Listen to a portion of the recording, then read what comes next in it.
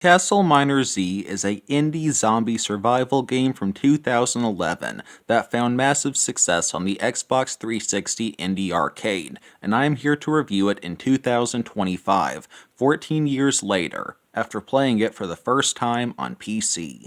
This game was pretty much everything I wanted as a kid. A Minecraft-like game with lots of zombies and guns. I mean, what kid of the time didn't want Minecraft with guns? And boy, does this game have firearms. Lots of them.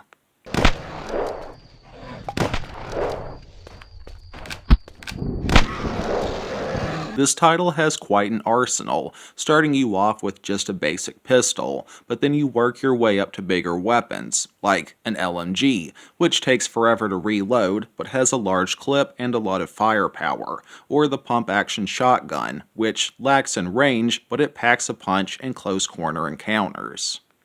Weapons and ammo can sometimes be found in loot boxes, but most often you'll craft them. And like tools in Minecraft, equipment on Castleminer has tiers. Like, you have normal guns, followed by golden guns, followed by diamond guns, etc.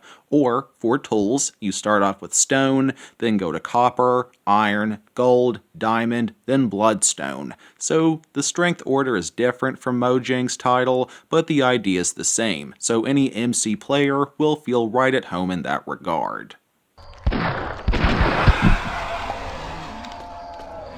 But unlike Minecraft, refining ores is a bit different, in a good way. In MC, you have to bake raw metals in an oven, which takes time. In Castleminer, you just combine raw ore with coal or wood to refine it, and this process does not require waiting. But all this being said, while Castleminer obviously took very heavy inspiration from Minecraft, the two titles are very different, and Castleminer is able to stand on its own two legs.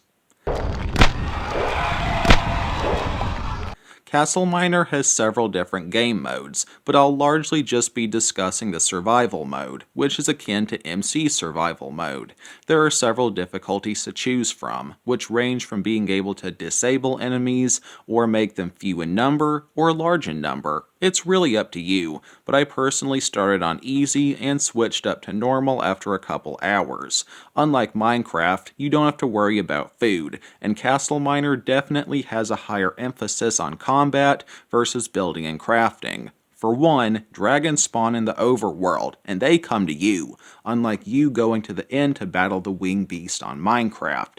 Your first dragon will probably give you the most trouble as you're trying to figure out what works best, and my tactic was to lure them up to the top of a mountain, away from my base, which they can damage, and then use a long-range gun, like the rifle, while he's flying around, and then use a closer range firearm, like the machine gun or the pump action when he stopped moving and paused to attack closer to the ground, and it always felt awesome taking down one of these giant lizards, as A, it was just awesome, and B, they drop really good loot, like diamonds or gunpowder, used for making cool things like hand grenades. Apart from Old Smog, there are many other enemies, like zombies who do quite a bit of damage per hit and they can jump very far, but don't have a lot of health, although some variants do. You also have skeletons, some with bows and arrows, others with axes. These were your most common foes. You could also spawn in alien bastards, who were tough as nails, and I only managed to kill one, who dropped a freaking piece of wood for all my trouble.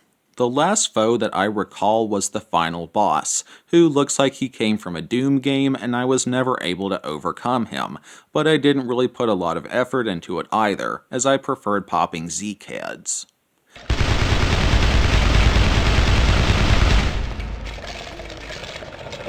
Now that being said, combat was really just for fun as it wasn't very practical, as enemies, apart from dragons, seldom drop good loot. You might get a stick or a lump of coal with the occasional iron ingot, but nothing rare really. One thing I must give this game praise for is that when you die on normal and lower difficulties, you get to keep all of the items in your two hotbars, although things stashed in your inventory will be lost, so it's smart to craft a storage chest. I don't think I would have enjoyed this title near as much if I lost my inventory every time I died, especially when you consider how fast a Zeke can murk you, and this title does not contain armor or health items, so being able to keep your tools was a very nice feature.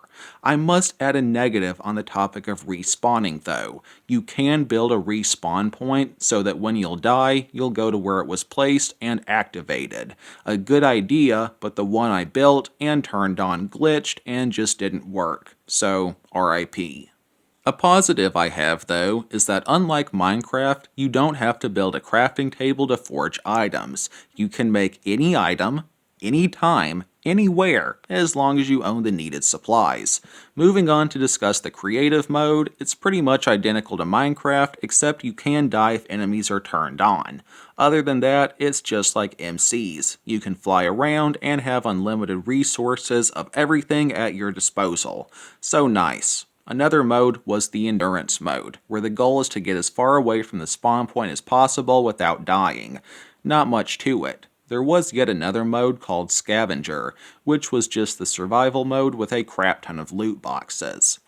Castleminer Z does have a couple other solo modes, Dragon Endurance, which I didn't unlock, and Exploration, which is like survival, but once you've picked up an item, you get unlimited use from it. Unlike Creative, which gives you everything up front, you have to first find it on Exploration. There are multiplayer modes as well, but I'm kind of a solo guy myself, so no comment.